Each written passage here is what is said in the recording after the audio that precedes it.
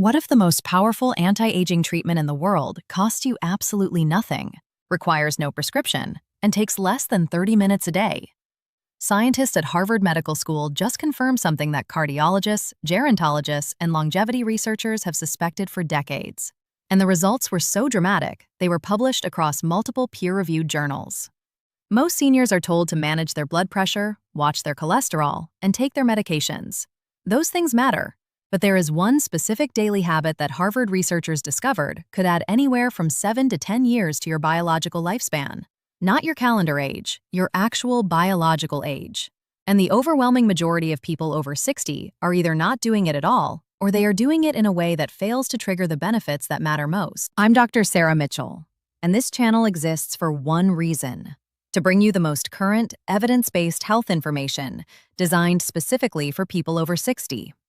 If you haven't subscribed yet, hit that button now so you don't miss the research your doctor may not have time to explain during a 15-minute appointment. Now let me tell you exactly what Harvard found. The habit is daily walking. But not just any walking and not just any amount.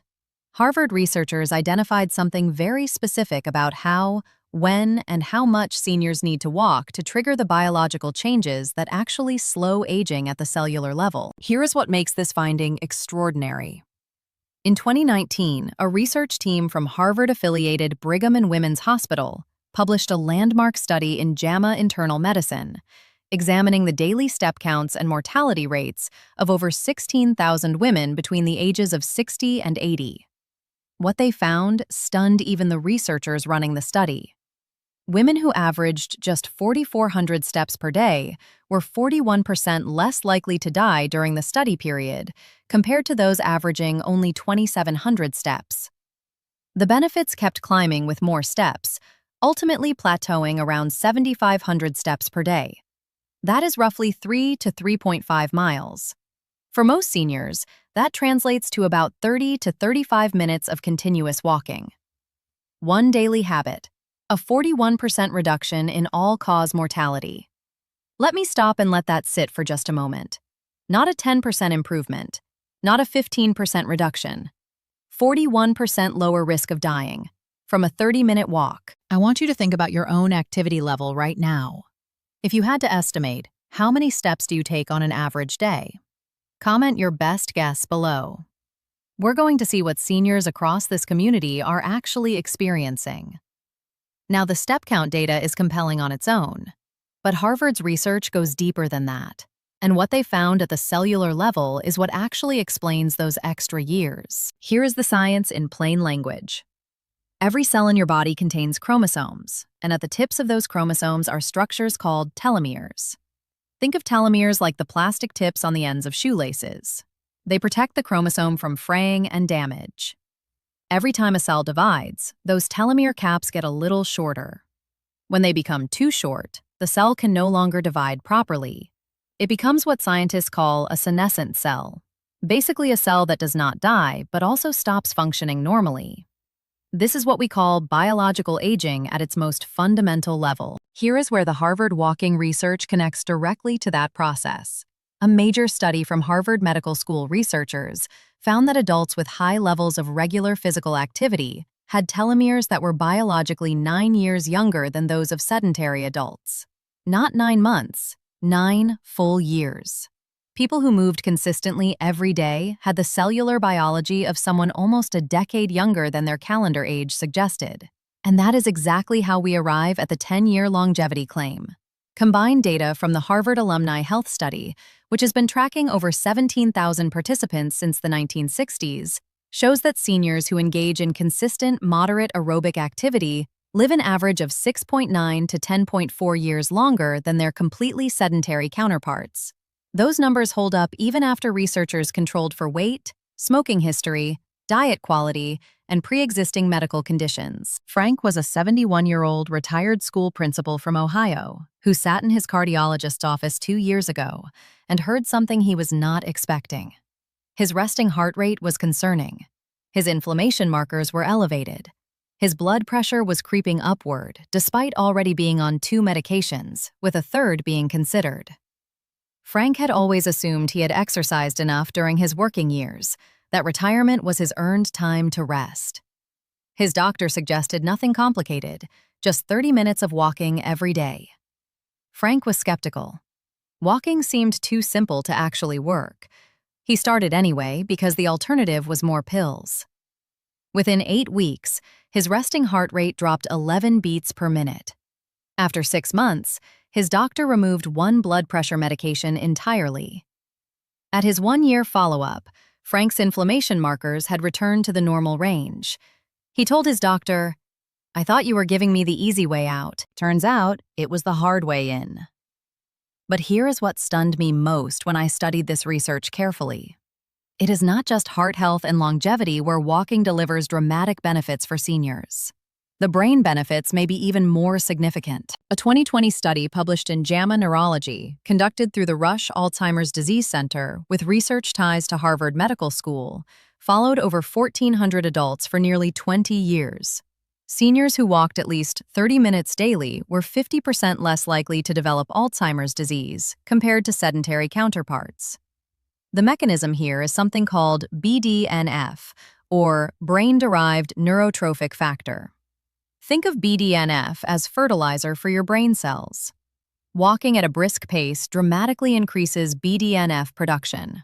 It promotes the growth of new neurons, strengthens connections between existing ones, and specifically protects the hippocampus, the brain region responsible for memory and learning.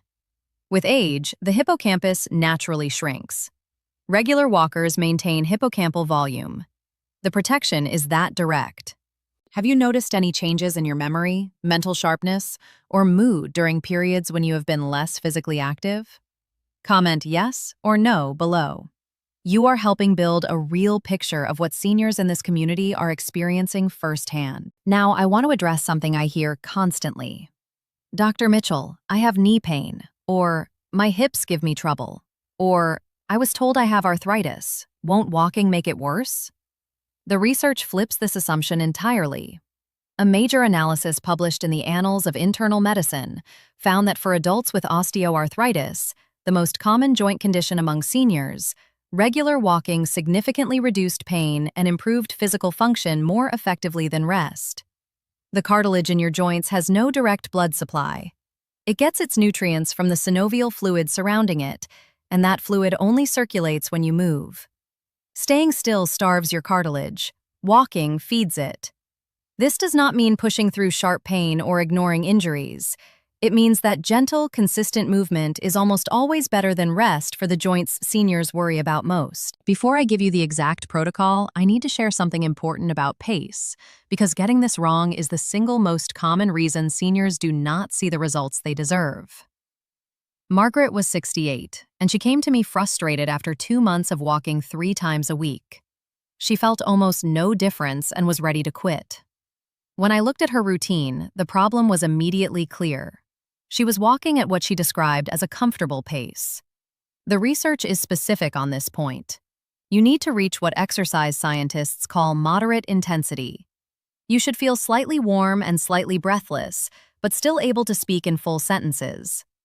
If you can comfortably sing while walking, you are moving too slowly to trigger the biological responses tied to longevity. Margaret adjusted her pace, added 10 minutes daily, and made it a 7-day habit. Within 6 weeks, her energy had transformed.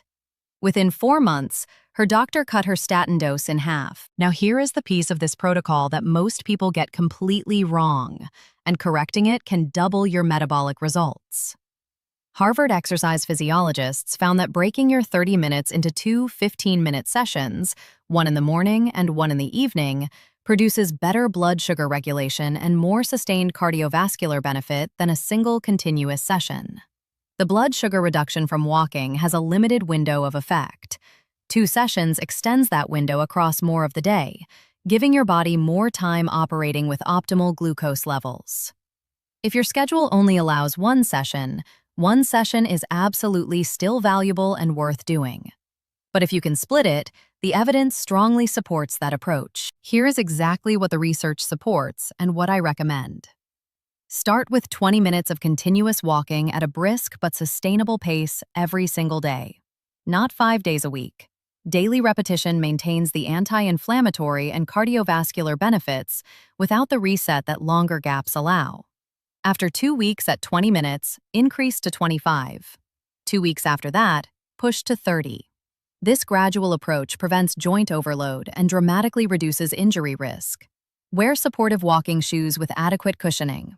Research from Harvard Medical School's Spalding Rehabilitation Network found that proper footwear reduces impact on knees, hips, and lower back by up to 40%. Look for a heel drop between 8 and 12 millimeters and a cushioned midsole. Brands like New Balance, Brooks, and Asics all make excellent options for seniors, typically in the $80 to $130 range, and they are available at most sporting goods stores and online. Walk outdoors when possible. Natural light exposure during morning walks regulates your circadian rhythm, improves sleep quality, and boosts vitamin D synthesis, all of which compound the longevity benefits you are working toward.